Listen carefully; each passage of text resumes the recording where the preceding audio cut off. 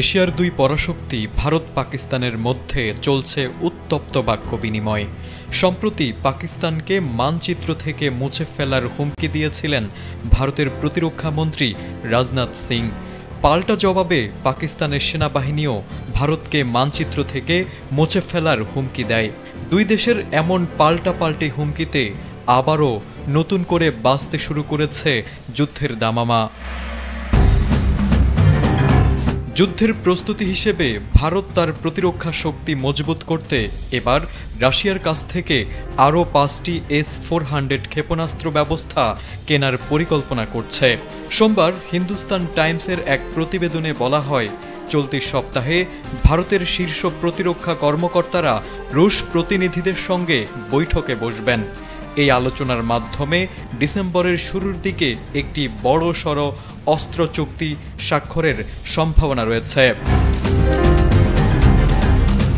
S-400 হচ্ছে একটি অত্যাধুনিক surface two air missile system, যা শত্রুপক্ষের বিমান, ড্রোন, এমনকি ব্যালিস্টিক মিসাইল ধ্বংস করতে সক্ষম। ভারত এর আগে $5.43 বিলিয়ন রাশিয়া থেকে 5টি S-400 কিনেছিল। এর মধ্যে 3টি ইতোমধ্যে ভারতের হাতে এসেছে, বাকি দুটি 2026 সালের মধ্যে হাতে আসার কথা রয়েছে। গত মে মাসে পাকিস্তানের সঙ্গে সীমান্ত উত্তেজনার সময় এই ক্ষেপণাস্ত্র সিস্টেম ভারতীয় সামরিক ঘাঁটি ও স্থাপনা সুরক্ষায় গুরুত্বপূর্ণ ভূমিকা রেখেছিল। তখন প্রধানমন্ত্রী নরেন্দ্র মোদী এই প্রযুক্তিকে ভারতের নিরাপত্তার শক্তিশালী ঢাল হিসেবে আখ্যা দিয়েছেন।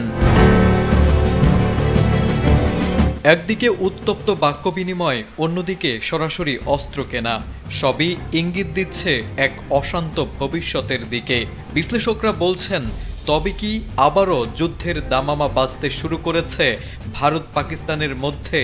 যদিও সরাসরি কোনো পক্ষই এখনো যুদ্ধ ঘোষণা করেনি, তবে এমন উত্তপ্ত পরিস্থিতি চলতে থাকলে যে কোনো সময়ই বাজতে পারে যুদ্ধের ঘণ্টা।